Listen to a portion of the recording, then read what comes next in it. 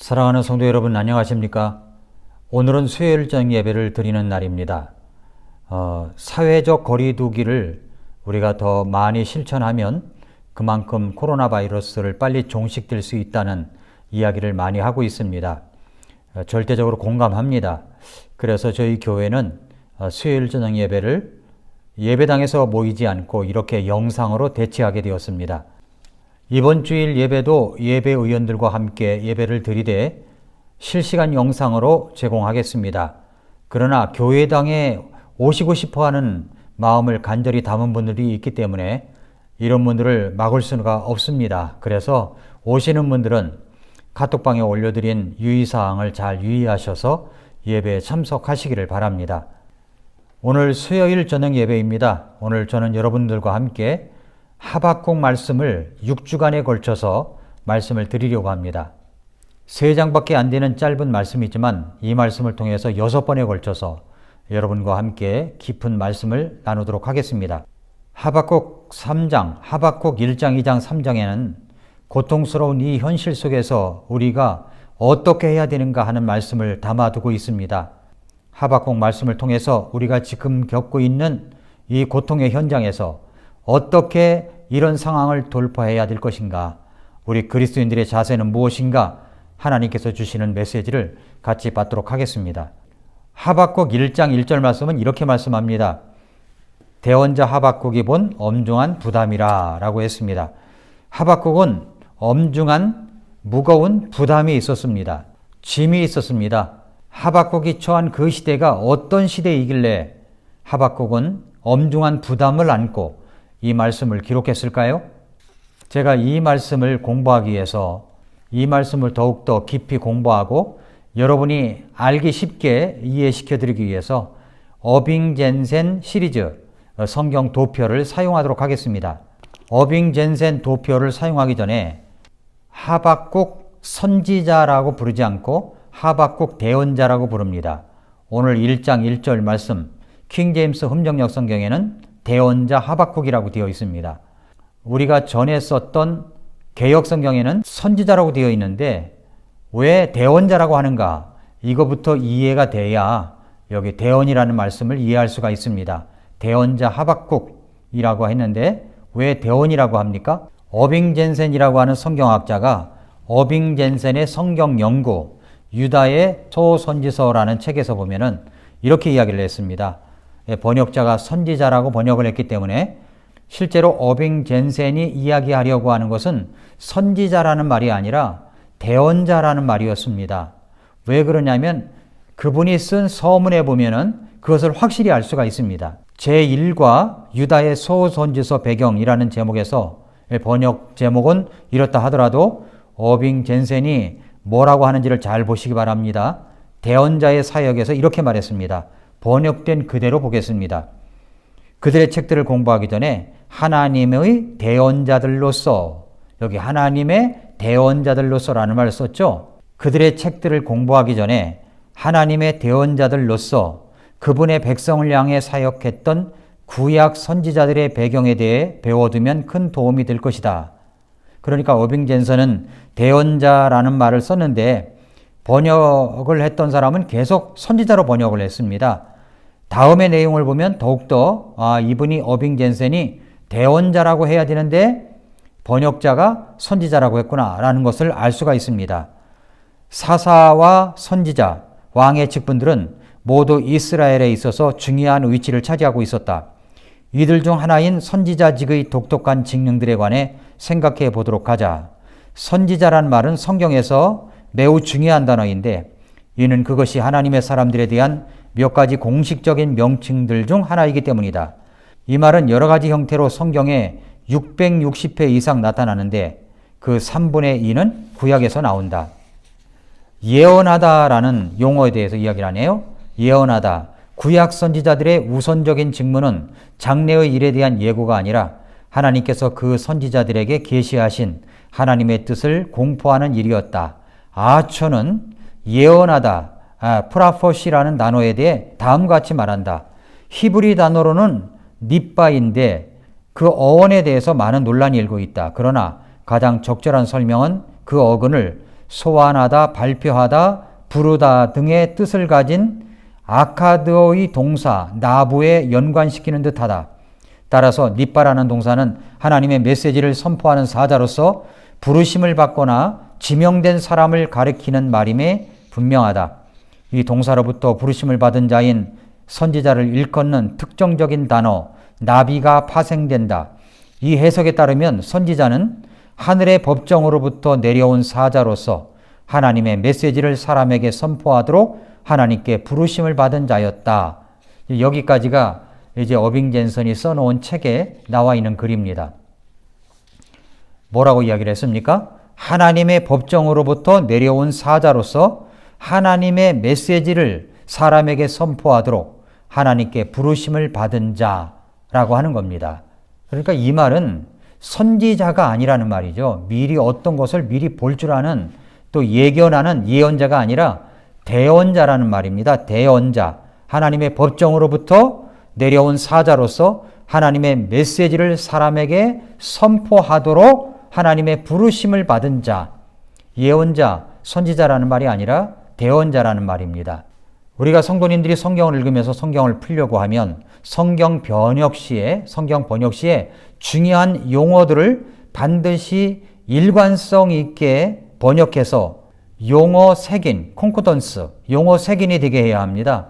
미국에 있는 성도들이 하나님의 말씀을 읽고 올바른 신앙생활을 하는 많은 사람들이 있는데 그분들이 그렇게 될 수 있었던 이유는 그들에게는 스트롱이나 영이 만든 용어 색인이 있어서 누구라도 제대로 성경을 공부할 수 있기 때문입니다. 성경이 어떤 단어를 어떻게 정의하는가를 살펴보려면 용어 색인을 이용해 가지고 그 단어의 용례를 처음부터 살펴봄으로 인해서 정확한 용어를 알 수 있다는 것입니다. 그런데 방금 말씀드린 선지자냐 대언자냐 이 문제에 있어서도 마찬가지입니다. 대언인가 예언인가 하는 문제도 마찬가지입니다. 영어 성경에 나오는 프라포시 혹은 프라펫이라는 단어가 성경에 660회 이상 나오게 되는데 이것은 성경 기록과 관련돼서 중요한 의미를 내포하고 있는 것입니다. 현대 영어 사전을 살펴보면은 이 프라포시라는 말이 번역을 보면은 예언하다라는 뜻을 담고 있기 때문에 개역 성경의 번역자들이 모두 다 예언의 의미를 닮은 어떤 선지의 의미를 닮은 선지자, 예언자라고 번역을 했습니다. 그러나 이 단어의 원래의 의미는 어빙 젠센이 아처의 말을 인용한 것처럼 남의 말을 대신 전한다 라는 뜻을 가진 대언의 뜻을 담고 있습니다. 이 대언이라는 말이 맞기 때문에 개역 성경조차도 어떤 때는 선지자 이렇게 얘기를 했는데 대언이라는 말로 직접적으로 그렇게 표현한 번역한 것도 있습니다. 출애굽기 7장 1, 2절에 보니까 내가 너로 바로에게 신이 되게 하였은즉 네 형 아론은 네 대언자가 되리니 내가 네게 명한 바를 너는 네 형 아론에게 말하고 그는 바로에게 말하여 대언자라고 얘기를 했죠. 또 에스겔서 37장 4절에 보니까 또 내게 이르시되 너는 이 모든 뼈에게 대언하여 이르기를 이야기했죠. 대언하여 이르기를 너희 마른 뼈들아 여호와의 말씀을 들을지어다라고 했고 요한계시록 19장 10절에 보면은 그가 나더러 말하기를 나는 너와 및 예수의 증거를 받은 네 형제들과 같이 된 종이니 삼가 그리하지 말고 오직 하나님께 경배하라. 예수의 증거는 대언의 영이라 하더라. 이렇게 대언이라는 말을 썼습니다. 대언이라는 말이 맞는 것입니다. 제가 성경을 이제 여러분에게 말씀을 전할 때 어빙 젠센의 도표를 이용하다 보면 번역자의 의도에 따라서 이 선지자라고 번역된 것이 있기 때문에 그런 점을 이해하시고 이 도표를 참고하시면 여러분에게 도움이 될 것입니다. 다시 아모스 1장 1절을 보십시오. 대언자 하박국이 본 엄중한 부담이라. 여기 대언자 하박국이라는 말 이해가 되셨습니까? 그런데 하박국이 있었던 그 시대의 도표를 보면은 대언서 말씀이 다 이해가 됩니다. 그때 주요 국가들은 이스라엘과 유다가 있지만 그 주변에 아시리아, 바벨론이 있었던 시대입니다. 그러니까 구약 성경 속에서 나오면서 성경을 기록한 대언자들을 나타내는 도표를 보면은 이와 같습니다. 한번 도표를 보시기 바랍니다. 이 도표를 보면은 여기 하박국이 어느 위치에 있습니까? 바로 스바냐, 나움과 같은 동시대의 사람으로서 요시야 왕 때 대언을 했던 대언자다라고 하는 것을 이 도표를 통해서 알 수가 있습니다.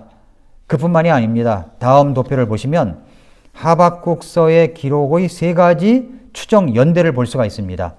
이 연대를 보면은 하박국이 621년부터 609년, 그러니까 BC 621년부터 609년에 대언을 했던 대언자인데, 그때 당시에 어떤 일이 벌어집니까? 요시야 왕 때이지만은 그때 요시야의 어떤 개혁이 일어났던 때이고, 바벨론이 아시리아를 정복했던 때이고, 니누에가 멸망했던 때입니다.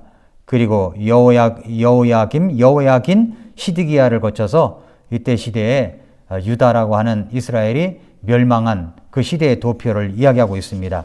도표가 이해가 되십니까? 그 다음 도표를 보면 이제 하박국서의 도표입니다. 하박국서를 보면은 의인은 그 믿음으로 말미암아 살리라, 하박국서의 주제를 가지고 하박국서가 1장, 2장, 3장으로 되어 있죠. 그런데 1장에는 두 가지 질문이 나옵니다. 이 하박국이 하나님 앞에 드렸던 첫 번째 질문, 두 번째 질문이 나오는데, 첫 번째 질문을 하나님께 드렸습니다. 그랬더니 하나님이 대답하십니다. 1장 12절부터 하박국이 또 질문을 던집니다. 그랬더니 2장에 걸쳐서 하나님의 대답이 나옵니다. 이렇게 해서 3장에는 바로 기도하는 하박국에 대해서 이야기하고 있는 것입니다. 1장 2절에 보니까 뭐라고 되어 있습니까? 오 주여, 내가 부르짖어도 주께서 들으려 하지 아니하시기를 어느 때까지 하시리이까? 이런 질문으로 시작한 하박국서인데, 나중에 3장 18절에 보면은 나는 즐거워하리이다 라는 말씀으로 끝을 맺고 있다는 것을 볼 수가 있습니다. 그러니까 의문을 가지고 하나님 앞에 계속 질문을 했는데, 나중에는 하나님의 응답을 받아서 즐거워하는 기쁨으로 이 대언서를 마치게 되었다는 말씀입니다. 이런 배경을 가지고 하박국서를 읽으면 그 시대적 배경을 알고 있기 때문에 하박국서가 쉽게 이해가 될 것입니다. 다시 하박국서 1장 1절을 보시기 바랍니다. 하박국 말씀을 6번에 걸쳐서 수요일 저녁마다 여러분들에게 말씀을 전할 것입니다. 수요일 저녁 예배를 여러분 잊지 마시고 꼭 함께 예배에 동참해 주시기를 바랍니다. 오늘이야 우리가 사회적 거리두기 운동을 하고 있기 때문에 우리가 최대한 같이 협조하기 위해서 이렇게 영상으로 예배를 드립니다마는, 이것을 통해서 우리에게 간절한 마음이 일어나는 것이 있습니다. 그것은 바로 내가 예배당에 가서 예배를 드리고 싶다. 여러분이 앉아서 이렇게 영상으로 드리는 거하고 예배당에 모여서 하나님이 함께 하시는 역사를 느끼면서 예배 드리는 거하고 여러 가지 차이가 느껴지는 것을 알게 될 것입니다. 그러나 이것이 잘못되다 보면은 우리의 본성에 의해서 수요일 저녁에 이 시간에 앞에 모여서 예배를 드리기보다는 그냥 터부시하는 경우가 있을 수 있습니다. 우리의 본성이 그렇게 시키기 때문입니다. 그러나 우리는 본성대로 살아가는 사람들이 아니라 하나님의 말씀, 성령의 역사에 의해서, 성령의 움직임에 의해서 살아가는 사람들입니다. 그러므로 영과 진리로 예배드리기를 사모하며 항상 여러분이 집에 있든지 교회에 있든지 하나님을 바라보고 예배에 힘쓰는 저와 여러분들이 될 수 있기를 바랍니다. 오늘 본문 하박국서는 1장 1절부터 11절 말씀입니다. 본문 말씀을 우리 다 같이 한번 읽어볼까요? 제가 먼저 읽고 여러분이 다음 절 읽으시고 해서 마지막 절은 같이 읽겠습니다. 1절, 대언자 하박국이 본 엄중한 부담이라. 오 주여, 내가 부르짖어도 주께서 들으려 하지 아니하시기를 어느 때까지 하시리이까? 내가 폭력으로 말미암아 주께 외쳐도 주께서는 구원하려 하지 아니하시나이다. 어찌하여 주께서 내게 불법을 보이시며 나로 하여금 학대를 보게 하시나이까? 노략과 폭력이 내 앞에 있사오니 곧 불화와 다툼을 일으키는 것이 있나이다. 그러므로 율법이 해이해지고 판단의 공의가 전혀 앞으로 나아가지 못하나니 사악한 자가 의로운 자를 애워싸므로 부당한 판단이 나아가나이다. 너희는 이교도들 가운데서 보고 관심을 두며 놀랍도록 이상히 여기라. 내가 너희의 날들에 한 일을 행하리니 누가 너희에게 그것을 말하여도 너희가 그것을 믿지 아니하리라. 보라, 내가 저 모질고 성급한 민족 곧 그 땅의 넓은 곳으로 진격하며 자기 소유가 아닌 거처들을 소유할 갈대아 사람들을 일으키노라. 그들은 두렵고 무서우며 그들의 심판과 그들의 위엄이 그들에게서 나오느니라. 그들의 말들은 또한 표범보다 더 빠르고 저녁 때의 이리보다 더 싸나우며 그들의 기병들은 스스로 퍼지고 멀리서 오나니 그들은 마치 먹으려고 서두르는 독수리같이 날아오리라.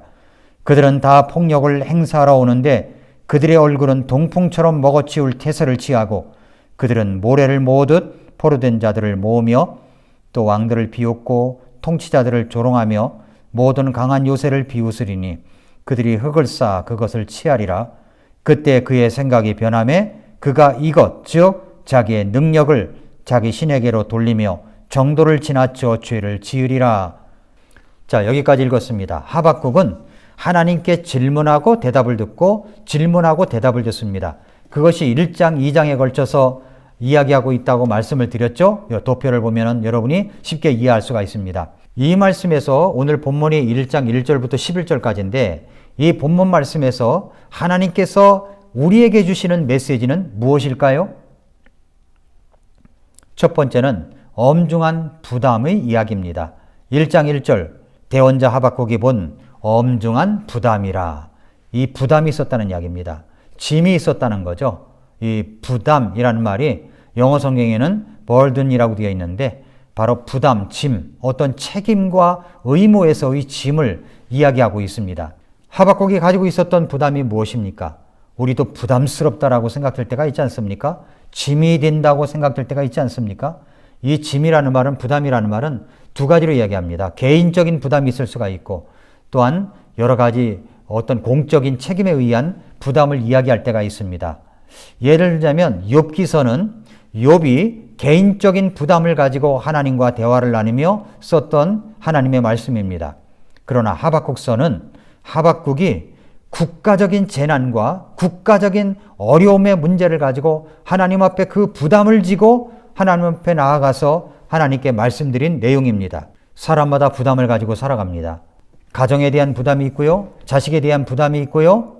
또한 개인적인 부담들을 갖고 있습니다. 국가적인 부담들을 갖고 있습니다. 욥기에서는 개인적인 부담의 문제를 다루고 있습니다. 개인적인 부담의 문제, 고통의 문제, 고난의 문제를 가지고 우리는 얼마든지 하나님 앞에 나아갈 수가 있습니다. 그러나 여기 하박국은 국가적인 문제를 가지고 하나님 앞에 나아가 말씀을 드리고 있습니다. 우리에게는 부담이 질 때가 있습니다. 하박국서에 있는 이 부담은 바로 국가의, 이 나라의 문제를 가지고 하나님 앞에 말씀을 드리고 있는 것입니다. 두 번째는 부담을 가졌으면 하나님께 나아가라는 말씀을 우리에게 주시고 있습니다. 이 하박국이 가졌던 엄중한 부담을 안고 2절부터 4절까지 보면은 하박국이 하나님 앞에 기도했던 내용이 나옵니다. 왜 그렇게 기도하고 있습니까? 나라가 위태롭게 되었기 때문입니다. 국가적인 재난이 다가온다고 생각되었기 때문입니다. 그래서 하나님 앞에 나아가 기도를 드리고 있는 겁니다. 물론 지금은 요시야 왕이 어떤 종교적인 개혁을 일으키고 나라를 갖다가 우상 숭배로부터 멀리하게 만들고 똑바로 하나님을 예배하도록 만들기 위한 정책들을 펴나가고 있었습니다. 그러나 미래를 볼 때 이 나라가 망하겠구나라고 생각되기 때문에 하박국은 이 국가적인 재난이 다가오는 것을 보고 하나님 앞에 엎드려 나아간 것입니다. 하나님 앞에 기도한 것입니다. 그래서 1장 1절에 대언자 하박국의 엄중한 부담이다라고 이야기를 하는 것입니다. 2절부터 4절을 다시 볼까요? 오 주여 내가 부르짖어도 주께서 들으려 하지 아니하시기를 어느 때까지 하시리이까? 내가 폭력으로 말미암아 주께 외쳐도 주께서는 구원하려 하지 아니하시나이다. 어찌하여 주께서 내게 불법을 보이시며 나로 하여금 학대를 보게 하시나이까? 노략과 폭력이 내 앞에 있사오니 곧 불화와 다툼을 일으키는 것이 있나이다. 그러므로 율법이 해이해지고 판단의 공의가 전혀 앞으로 나아가지 못하나니 사악한 자가 의로운 자를 에워싸므로 부당한 판단이 나아가나이다. 라고 이야기를 했습니다. 이 문장을 잘 보십시오. 하박국은 어떻게 기도합니까? 절박한 국가적 문제 앞에 부르짖어 기도하고 있습니다. 또 외쳐 기도하고 있습니다. 우리는 절박한 문제는 하나님 앞에서 하나님 앞에 나아가 부르짖어야 합니다. 하나님 앞에 외쳐 기도해야 됩니다. 여러분, 절박감은 간절함을 가져오게 되고 이 간절함은 하나님 앞에 부담을 안고 엎드리게 만듭니다. 여러분, 개인적인 것도 마찬가지 아닙니까? 내게 부담이 되고 짐이 되는 어려운 문제가 있습니다. 무거운 짐을 나홀로 지고 주님 앞에 엎드려 쓰러져 기도하게 만듭니다. 그런 부담들이 우리에게 있습니다. 그런데 하박국은 지금 국가적인 재난을 가지고 하나님 앞에 엎드려 외치며 부르짖으며 기도하고 있는 것입니다. 하박국의 기도 내용을 잘 들어보십시오. 뭔가 자신의 뜻대로 뭔가 되지 않는 듯한 그런 말씀이 기록되어 있습니다. 2절부터 4절을 보십시오. 오 주여, 내가 부르짖어도 주께서 들으려 하지 아니하시기를 어느 때까지 하시리이까? 내가 폭력으로 말미암아 주께 외쳐도 주께서는 구원하려 하지 아니하시나이다. 어찌하여 주께서 내게 불법을 보이시며 나로 하여금 학대를 보게 하시나이까? 노략과 폭력이 내 앞에 있사오니 곧 불화와 다툼을 일으키는 것이 있나이다. 그러므로 율법이 해이해지고 판단의 공의가 전혀 앞으로 나아가지 못하나니 사악한 자가 위로운 자를 애워싸므로 부당한 판단이 나아가나이다. 이렇게 말하고 있습니다. 무슨 말입니까? 내용을 잘 보시면 이 나라에 지금 어떤 일이 벌어지고 있는가를 눈치챌 수가 있습니다. 폭력이 일어나고 있습니다. 불법이 판을 치고 있습니다. 학대까지 일어납니다. 노략과 폭력과 불화와 다툼이 일어나고 있습니다. 도덕적으로 윤리적으로 모두 다 질서가 무너진 나라의 모습을 안고 있습니다. 그렇게 되다 보니 율법이 해이해지고 말씀의 기준점이 없어지고 그렇게 살아가다 보니까 판단과 공의가 흐려지고 정의가 살아 숨쉬는 나라가 되지 못하고 사악한 자가 위로운 자를 애워싸 부당한 재판을 하는 결과가 벌어지고 나는 나라가 바로 유다 나라였습니다. 유대민족이었습니다. 바로 유대민족 이스라엘이었습니다. 하나님을 가까이 하는 것이 아니라 우상숭배와 도덕적 윤리적으로 타락하여 완전히 무너진 모습을 이 하박국이 본 것입니다. 또 하나님께서 이 나라를 심판하실 것을 보았던 것입니다. 하박국이 보았던 것입니다. 그래서 어떻게 합니까? 하나님 앞에 엎드려 간구하고 기도하고 있습니다. 그런데 뭔가 뜻대로 되지 않는 것 같습니다. 뭔가 마음대로 되지 않아요. 어찌하여 어떻게 해서 그럴 수 있습니까? 라는 말이 계속 나오고 있기 때문에 그렇습니다. 우리는 하박국을 통해서 하나님께서 우리에게 주시는 말씀의 귀를 기울여야 합니다. 하박국은 엄중한 부담을 가지고 있었습니다. 나는 어떤 부담을 가지고 있습니까? 어떤 부담을 안고 요즘 살아가고 있습니까? 특별히 우리는 이 나라와 민족을 위하여 부담을 가지고 있어야 됩니다. 나라가 잘못되면은 우리 모두 다 잘못되는 것입니다. 이 나라가 절단나게 되면은 우리는 모두 다 신앙을 자유롭게 우리가 누릴 수가 없고 할 수도 없고 예배도 마음대로 못하고 어려움을 겪게 되는 것입니다. 지금이야 우리가 코로나 바이러스로 인하여 우리가 사회적 거리두기를 해야 되기 때문에 이렇게 영상으로 예배를 드리고 있지만 여러분 이 나라가 잘못되어서 공산국가가 된다든가 사회주의 국가가 되어버린다면 마음대로 예배를 드릴 수가 없고 마음대로 복음을 외칠 수가 없습니다. 그러므로 우리는 이 나라의 미래를 위하여 하나님 앞에 엎드려 엄중한 부담을 안고 기도해야 한다는 말씀입니다. 이스라엘과 유다는 하나님께서 그 나라를 심판하시기로 작정하셨습니다. 하나님은 이스라엘과 유다를 심판하시기로 작정했습니다. 왜 그렇게 하시는지 사람들은 이해를 하지 못했습니다. 대언자도 잘 이해를 하지 못했습니다. 그래서 1장 5절에 보면 이렇게 이야기를 합니다. 너희는 이교도들 가운데서 보고 관심을 두며 놀랍도록 이상히 여기라. 내가 너희의 날들에 한 일을 행하리니 누가 너희에게 그것을 말하여도 너희가 그것을 믿지 아니하리라. 이렇게 말씀을 했습니다. 여러분 세상도 이해를 못하고 하박국 대언자도 그 사실에 대해서 이해를 잘하지 못했습니다. 하박국 1장 1절부터 11절 말씀만 보아도 우리가 알 수 있는 것이 이것입니다. 무슨 말씀입니까? 역사를 주관하시는 분은 하나님이시라는 것입니다. 여러분 1장 6절을 보면은 보라 내가 저 모질고 성급한 민족 곧 그 땅의 넓은 곳으로 진격하며 자기 소유가 아닌 거처들을 소유할 갈대아 사람들을 일으키노라. 그러니까 갈대아 사람들, 이 바벨론 사람들을 일으켜서 유다 민족을 이스라엘을 징계하시겠다는 말씀입니다. 아니 어떻게 믿는 사람들을 믿지 않는 사람들을 사용해서 징계를 할 수가 있습니까? 우리가 잘 이해를 하지 못하죠. 그러나 여러분 역사는 하나님이 주관하시는 것입니다. 역사를 주관하시는 하나님의 모습을 이 말씀을 통해서 우리가 읽을 수가 있는 것입니다. 하나님께서는 갈대아 사람들을 통해서 유대의 나라 남왕국을 다스리신다 하는 말씀을 주시고 있습니다. 또 하나는 역사는 하나님의 계획에 따라서 전개된다는 사실을 잊지 말아야 됩니다. 이사야 46장 10절에 보니까 내가 처음부터 끝을 밝히 알리며 아직 이루어지지 아니한 일들을 옛적부터 밝히 알리고 이르기를 나의 계획이 설터이니 내가 나의 기뻐하는 모든 일을 이루리라 하였노라 라고 이야기를 합니다. 뭐라고 말씀했어요?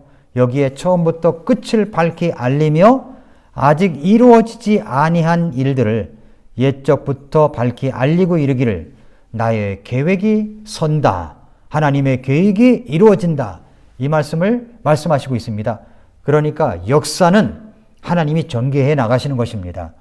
인간이 그것을 막지 못합니다. 결국 인류의 역사는 멸망으로 치닫게 되어 있습니다. 그것을 인류가 막을 수 없습니다. 갈라디아 4장 4절에서 그러나 충만한 때가 이름에 하나님께서 자신의 아들을 보내사 여자에게서 나게 하시고 율법 아래 있게 하셨나니 예수님이 이 땅에 오실 때 예수님의 하나님의 충만한 때가 이름에 그러니까 하나님의 시기가 됐을 때 예수님도 이 땅에 오셨다고 말씀을 하고 있습니다. 하나님은 계획에 따라서 역사를 전개해 나가시는 분이십니다. 역사의 주인은 하나님이십니다. 사랑하는 성도 여러분, 우리는 하박국 말씀을 통해서 두 가지 사실을 뚜렷이 알고 있어야 됩니다. 첫째로 우리는 이 나라 대한민국을 위해서 엄중한 부담을 가져야 합니다. 이 나라가 잘못되면 복음을 전할 수도 없고 교회도 올바로 설 수가 없습니다. 세계 선교도 할 수가 없습니다. 자유롭게 신앙생활을 할 수가 없습니다. 사회주의 사상을 가졌거나 공산주의 사상을 가진 사람이 이 나라를 지배해버리면 우리는 북한처럼 될 수가 있고 중국처럼 될 수가 있고 러시아처럼 될 수가 있는 것입니다. 여러분, 우리나라는 자유 대한민국으로서 지금까지 걸어왔습니다. 그러므로 여러분, 이런 코로나 바이러스로 인하여 우리가 어려움을 겪고 있지만 우리가 이 나라를 바르게 세워가기 위해서 이 나라에 대한 엄중한 부담을 안고 이 나라가 바르게 설 수 있도록 기도해야 되고 그런 사람들이 나라의 지도자가 될 수 있도록 뽑아야 한다는 말씀입니다. 엄중한 부담을 가지십시오. 또 한 가지는 우리는 매일 하나님께 나아가 이 나라와 민족을 위하여 기도해야 됩니다. 여러분이 새벽 시간에 깨어서 아침마다 새롭다를 열어갑니다. 그때 여러분 이 나라와 민족을 위하여 단 2, 3분만이라도 하나님 앞에 엎드려 간구해 주시기를 바랍니다. 이 나라의 통치자가 나라를 똑바로 통치할 수 있도록 여러분 기도해 주시기를 바랍니다. 하나님께서 우리나라의 이 자유민주주의 국가로서 계속 이어져 내려가 여러분 우리나라가 복음을 제대로 전할 수가 있고 교회에서 마음대로 예배할 수가 있고 그리고 세계 선교를 감당할 수 있는 나라가 될 수 있도록 이 나라를 지켜주시도록 여러분 이 나라를 위해서 기도해 주시기를 바랍니다. 사랑하는 성도 여러분, 지금 코로나 바이러스로 인하여 여러 가지 위중한 상태 속에 있는 이 나라를 위하여 우리 더 계속해서 기도하십시다. 하루에 단 아침에 2, 3분만이라도 엎드려 기도해 주시기를 바랍니다. 더 생각이 나신다면 수시로 식사 때마다 여러분 이 나라와 민족을 향한 엄중한 부담을 안고 하박국처럼 어찌하여 이렇게 되었습니까? 왜 그렇게 하십니까? 질문을 안고 나아간다면 하나님께서 말씀을 통하여 우리에게 해답을 주시고 우리를 가장 안전한 나라 국가로 만들어 주실 것입니다.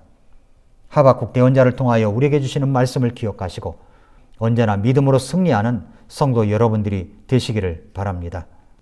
함께 기도하겠습니다. 살아계신 아버지 하나님, 오늘도 귀한 말씀을 인하여 감사합니다. 하박국이 가졌던 엄중한 부담 스토리, 1장, 2장에 걸쳐서 하나님 앞에 질문을 드리고 대답을 들었던 그 말씀, 그래서 3장에 가서 하나님을 찬양할 수밖에 없었던 그 대답들을 시원스럽게 들음으로 말미암아 아버지 하나님, 하나님께 영광과 찬양을 돌렸던 하박국처럼 우리도 하나님께 나아가 간절한 마음으로 우리가 이 엄중한 부담을 안고 기도하는 저희들이 되게 하여 주시옵소서. 나라와 민족을 위하여 기도하고 내 개인적 부담을 위하여 기도하고 가족을 위하여 기도하고 내 회사를 위하여 기도하고 하나님 아버지 또한 내가 처한 사업들을 위하여 하나님 앞에 열정을 가지고 기도할 때에 하나님께서 하박국처럼 찬양으로 끝을 맺어 주실 줄 믿습니다. 오는 주일날 우리가 기쁨으로 예배 드리도록 도와주시고 어서속히 이 코로나 바이러스의 이런 사회적 거리두기 운동이 이제 종식이 되고 마음대로 자유롭게 돌아다니며 마음대로 모일 수 있는 시간이 올 수 있도록 인도하여 주시옵소서. 나라의 위정자들, 방역에 힘쓰는 모든 분들 하나님 축복하시고 인도해 주시옵소서. 감사드립니다. 예수님의 이름으로 기도함나이다. 아멘.